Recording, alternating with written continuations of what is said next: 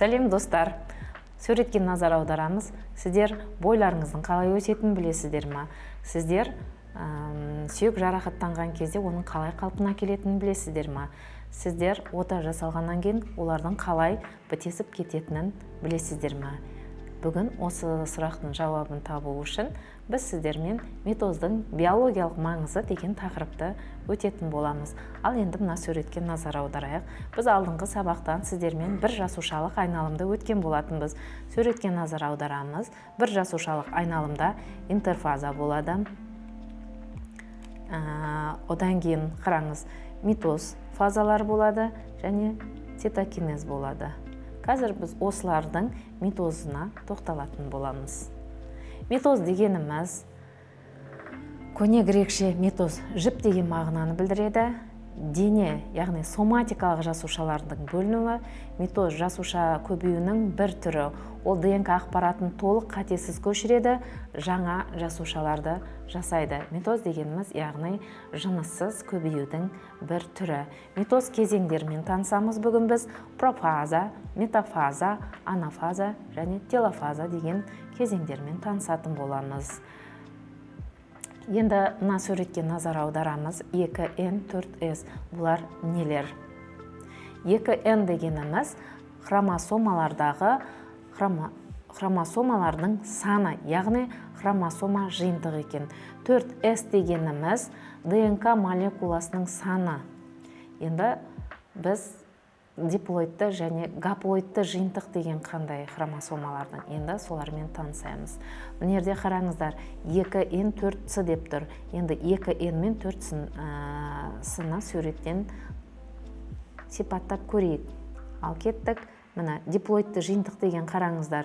Біреу, екеу, біреу, екеу, біреу, екеу, біреу, екеу. Яғни диплоидты жиынтықта екі-екіден болады. Ал енді 4C дегеніміз бағана ДНК молекулаларының саны болатын. Яғни біреу, екеу, үшеу, төртеу, біреу, екеу, үшеу, төртеу, біреу, екеу, үшеу, төртеу, біреу, екеу, үшеу, төртеу.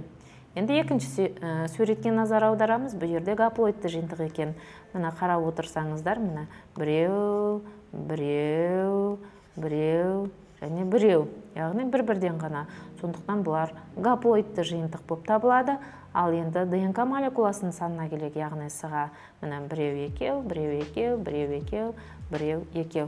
Яғни біз суреттен диплоидты жиынтық хромосоманың және гаплоидты жиынтығымен таныстық. Ал енді ары қарай кеттік. Енді әр кезеңдермен танысамыз. Профаза. Профаза кезінде қараңыздар, ядро қабықшасы, ядрошық еріп кетеді дейді. Бұл суретте бірақ ядрошық берілмеген. Мына суретте ядроның қабығын көріп тұрсыздар. Енді профазаның кезінде осы ядро қабықшасы еріп кетеді. Енді хромосомалар орамдалып, тығыздалып қысқарады дейді.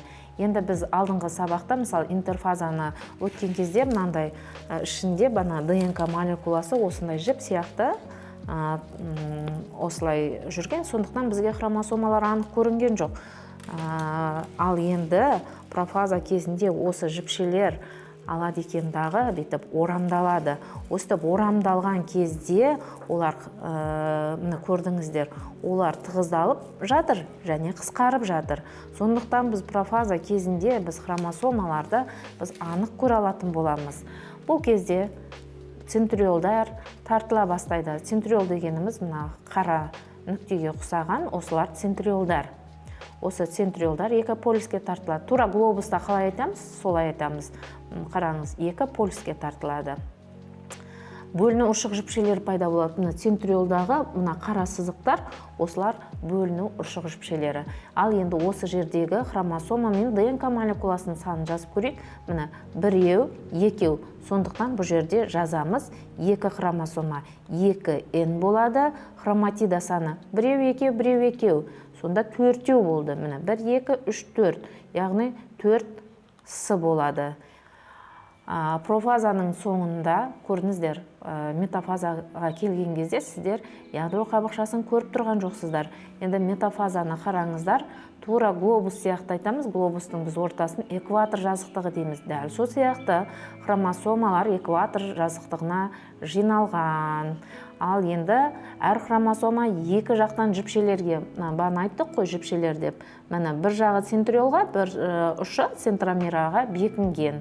Метафаза кезеңінде қанша хромосома болады? Міне біреу, екеу, яғни 2N болады. ДНК молекуласының саны біреу, екеу, үшеу, төртеу, яғни 4 С болады. Метафаза кезеңінен кейін анафаза кезеңі басталады. Бұл кезде қараңыздар, бағана хромосомалар бірігіп тұреді, енді хромосомалар екі полюске ажырай бастады. Біреу оңтүстік полюске, біреу солтүстік полюске ажырады. Енді бөлінген хроматидалар хромосомаларға айналады.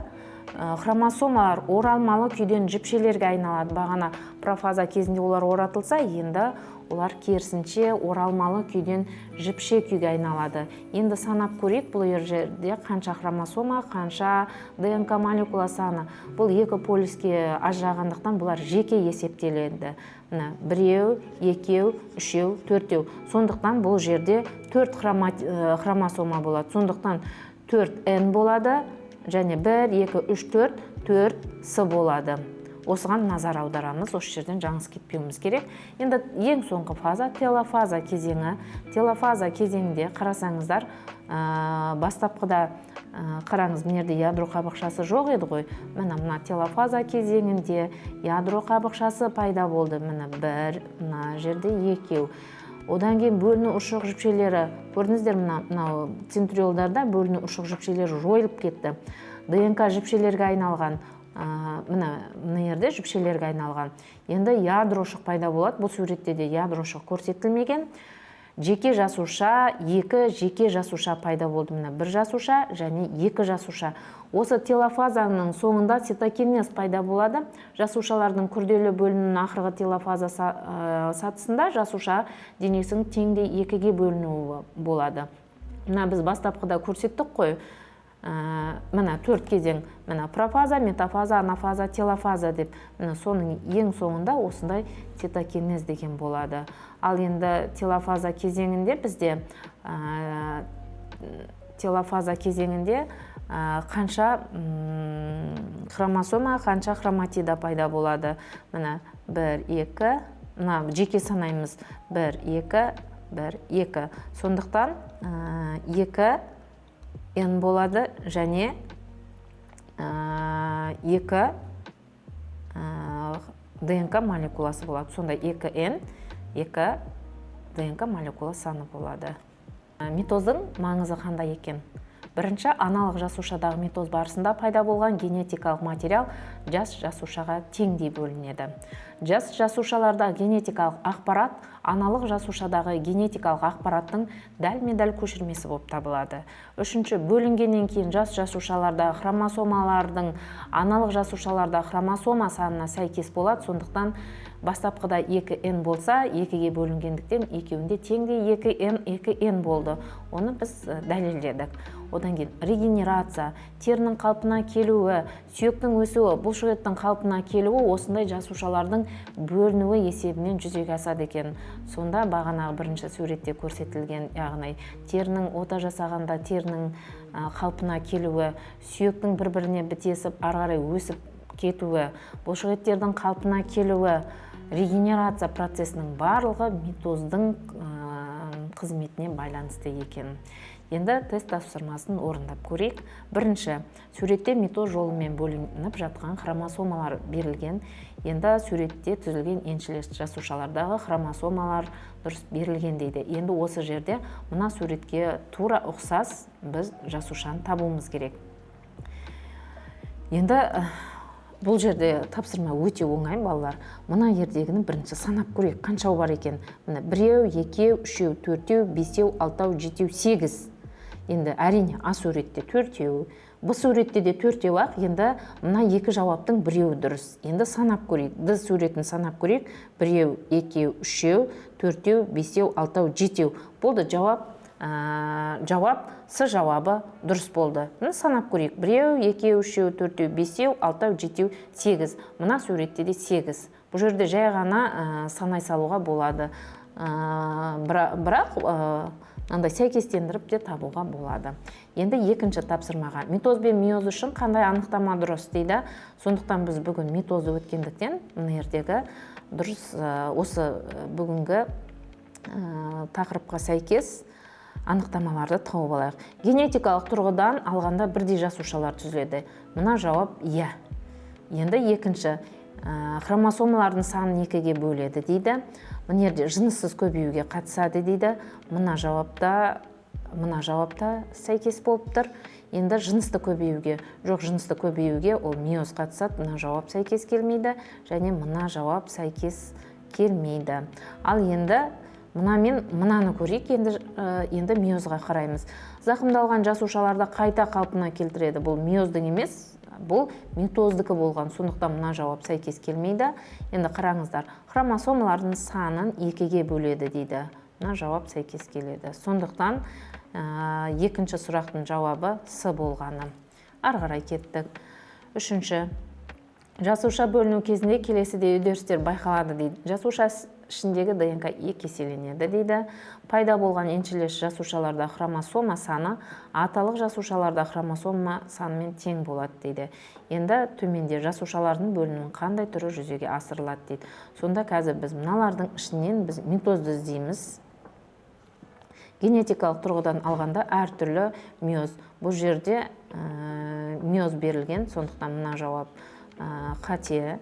Генетикалық тұрғанда алғанда бірдей жасушалар түзіледі дейді. Миоз, бұл де миоз бар, сондықтан бұл жауапта қате болады.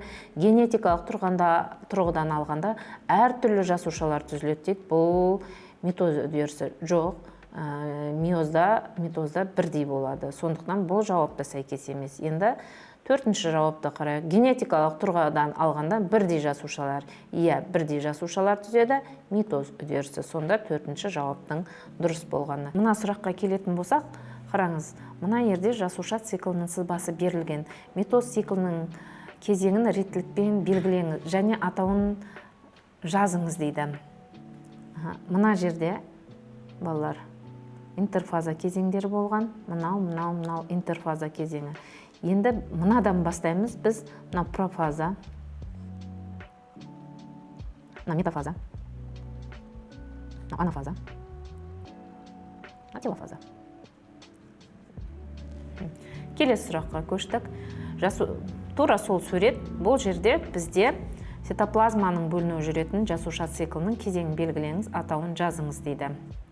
Мына жерде митоздың кезеңдері болса, мынау цитокинез, атауын жазыңыз дейді. Цитокинез. Болмаса мына жерге жазып кетуге болады.